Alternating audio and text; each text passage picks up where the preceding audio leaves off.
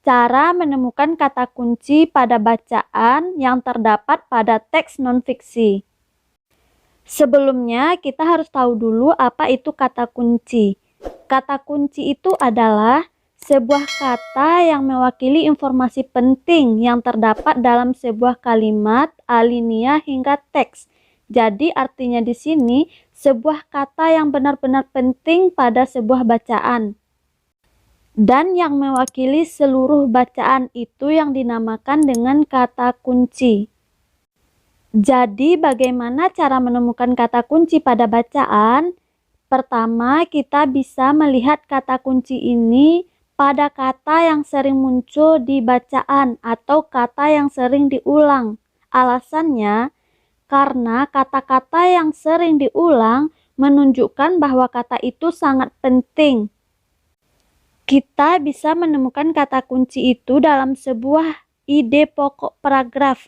Biasanya ide pokok ini ada di awal atau akhir paragraf atau keduanya.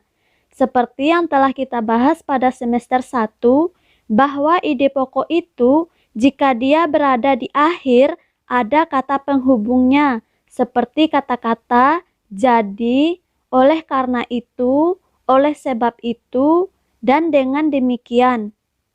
Jika kata-kata itu tidak ada pada akhir kalimat, maka ide pokoknya itu ada di awal kalimat.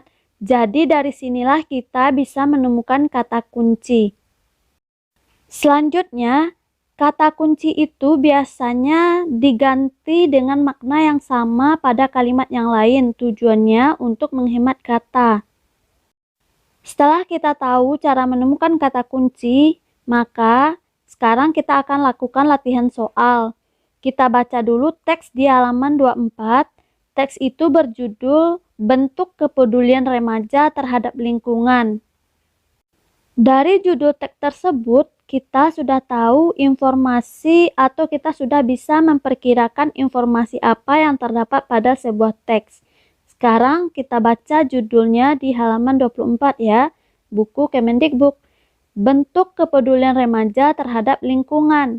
Di sini kita temukan dulu kata penting atau kata kuncinya. Kita lihat untuk pertama dulu apa kata kuncinya, yaitu kepedulian remaja. Kata kunci kedua, bentuk kepedulian lingkungan. Itu adalah kata kunci pada judul. Dari kata kunci tersebut, kita sudah tahu informasi yang disampaikan oleh bacaan ini. Mari kita lihat kata-kata yang sering diulang ya. Di sini ada remaja. Masa remaja adalah masa penyesuaian dari awal anak-anak hingga masa awal dewasa. Jadi ada kata-kata remaja. Kemudian, di bagian kalimat kedua, masa remaja, ada lagi kata-kata masa remaja. Selanjutnya, kepedulian remaja. Jadi ada di sini bagian bawahnya kepedulian remaja, itu untuk kata kunci yang pertama. Jadi ada kepedulian remaja. Jadi kata-kata remaja sering diulang pada bacaan ini. Lanjut kita temukan lagi di paragraf kedua untuk kata kunci yang kedua.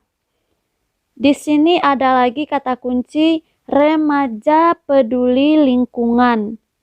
Jadi di sini ada bentuk kepedulian terhadap lingkungan. Di sini kepedulian terhadap lingkungan.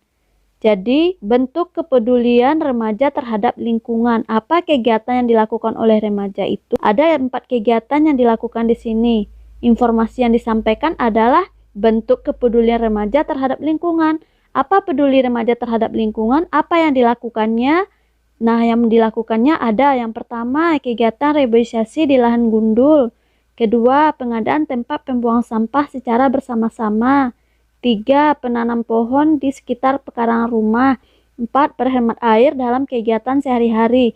Jadi, dari sini kita udah tahu bentuk kepedulian remaja terhadap lingkungan. Berarti bentuk kepedulian lingkungan. Disinilah akan nampak dampak dari kepedulian remaja terhadap lingkungan. Dengan pedulinya remaja terhadap lingkungan akan menghasilkan dampak yang begitu positif. Sudah tahu ya cara kita memperkirakan informasi atau kata kunci yang terdapat pada teks. Setelah kita tahu informasi yang disampaikan melalui teks bacaan tadi, maka sekarang kita akan isi di halaman 25. Kata kunci yang pertama tadi adalah kepedulian remaja. Apa perkiraan informasi yang terdapat dalam teks berdasarkan kata kunci? Jadi tadi disampaikan tentang kegiatan-kegiatan yang dilakukan oleh remaja. Kemudian yang kedua, bentuk kepedulian lingkungan. Informasi yang disampaikan di situ adalah tentang kegiatan untuk menjaga lingkungan. Kita simpulkan, untuk menemukan kata kunci, pertama, kata kunci itu adalah kata yang sering diulang atau kata yang sering muncul pada bacaan. Kedua, kita bisa temukan kata kunci pada ide pokok paragraf. Tiga, kata kunci bisa diganti dengan makna yang sama. Untuk pelajaran hari ini sekian dulu ya.